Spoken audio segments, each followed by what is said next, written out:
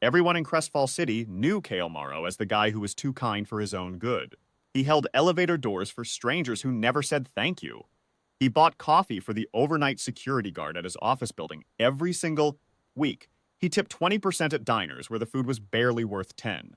He spent 3 years loving Sora patiently, steadily, without complaint, while she spent the last 6 months of that relationship texting someone else.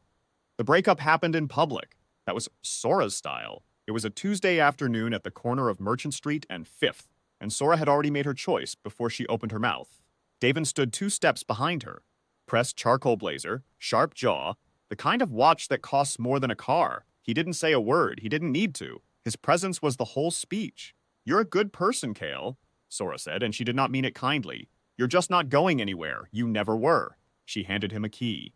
He stared at it, the key to the apartment they had shared, which was apparently no longer shared. Behind her, Davin glanced at his watch. Kale didn't argue. He didn't beg. He took the key, nodded once, and walked away with a single duffel bag. Around him, the city moved on in seconds. A food cart vendor nearby had watched the whole thing and shrugged. A woman on a bench glanced up from her phone and looked back down. Nobody stopped. He was broke. He was renting a room by the week in a building near the rail yards. He had a job at a mid-sized logistics firm that paid him just enough to not think about money and not enough to ever be free of it. He was, by every visible measure, exactly what Sora had called him. A good person going nowhere that night. Sitting on the edge of a cot in a room the size of a large closet, his phone buzzed. Not a message from Sora, not from anyone he knew. A system notification. Clean white text on a black background appearing in a display window he had never seen before, floating just in front of him, softly lit, impossible to dismiss. Ledger of return, activation complete.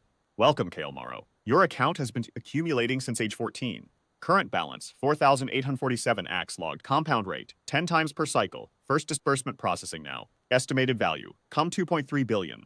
Kale stared at it. The display did not flicker. It did not disappear when he rubbed his eyes or looked away and looked back. It was simply there, patient, glowing, and entirely serious. He read it again, slowly. The ledger of return was not a skill he had awakened or a class he had earned through combat. It was older than that. It had been running in the background of his life for nearly 15 years, logging every genuine act of kindness he had performed. Not the performative gestures, not the calculated ones, only the real ones, and compounding each entry at a rate of 10 to 1. Per cycle, interest stacking on interest. 3 years of steady coffee for one security guard, 156 entries. A decade of holding doors, tipping fairly, listening when nobody else did. Thousands more, each one small. Together, astronomical. The system was not random. It had a clear rule. Only authenticity counted. The moment an act was performed for show or for reward, it logged nothing. Only the quiet, unnoticed. Genuinely given ones, and Kale had been giving those away his entire life without knowing anyone was keeping score. The first disbursement arrived as a direct account transfer at 3:17 in the morning. Kale checked his banking app 4 times. Then 5. The number did not move. It sat there, solid and enormous, while the city slept. System. Disbursement 1 of 12 complete. Compound acceleration begins now. Each new disbursement unlocks the next at 3 times the previous value. Kale sat very still for a long time. Then he got up, made himself instant noodles on the room's single burner, and ate them while rereading the system display from the beginning. He was calm, quieter than most people would have been. But that was Kale. He had never been the type to panic, and apparently, he had never been the type to celebrate too early either. He called no one. He posted nothing. He went to sleep. By the end of the first week, the second disbursement landed. 3 times the first. By the end of the second week, the third. By the end of the month, Kale Morrow had quietly become one of the wealthiest private individuals in Crestfall City, and not a single person who knew him had any idea. He did not buy a flashy car. He hired a single financial manager, a quiet woman named Erin, who had been underpaid for 10 years by a firm that never promoted her. And he paid her triple the market rate and gave her full authority to structure his holdings. He set up 3 anonymous acquisition vehicles. He did not put his name on anything visible. He did not post a single thing online. He moved into a furnished unit in a modest building near the waterfront and kept eating the same instant noodles he had always eaten because he genuinely liked them, and because he had never once made a decision based on what it looked like to other people. The first acquisition was the logistics firm that had employed him. Not out of anger, he simply saw the inefficiency, bought the controlling stake through an intermediary, restructured the distribution network, and turned a break-even operation into something profitable inside of 6 weeks. He let the staff keep their jobs. He gave the overnight security guard a raise before anyone knew the ownership had changed at all. The second acquisition was more deliberate. Davin's primary investment vehicle, a boutique development firm called Orin Capital, had one significant vulnerability: a debt covenant that required quarterly liquidity above a fixed threshold. Kale had Aaron watch the numbers for 3 weeks.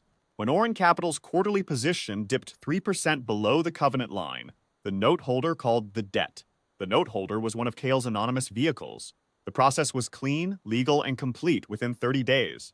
Orin Capital ceased to exist on a Thursday morning. Davin spent the following 2 weeks making calls and discovering that every door he needed open was somehow quietly closed. He never found out why. He never found out by whom. Sora found out on a Friday. She had moved into a building in the Ridgeway district. Crestfall City's most desirable address, glass and stone, overlooking the harbor. She found out because the building's new ownership group sent a letter announcing a change in management and a revised lease structure. She found out who owned the building because she asked the front desk manager, who checked the filed paperwork, who read the name at the top of the holding company's registered agent filing. It was a name she recognized.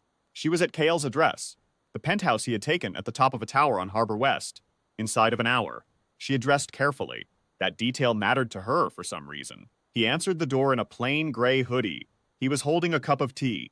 Sora stood in the hallway with a carefully arranged expression and uncarefully arranged eyes. The kind of eyes that had been calculating and recalculating for the entire elevator ride up and had not landed on a number that made her feel secure. Kale, she said. He looked at her.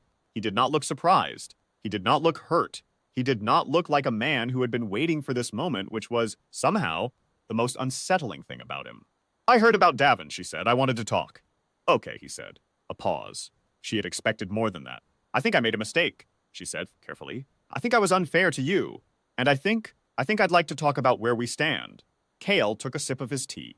He looked out at the harbor behind her. From up here, you could see the full arc of it, silver gray and enormous in the afternoon light. He had eaten instant noodles in a room smaller than this hallway 6 months ago.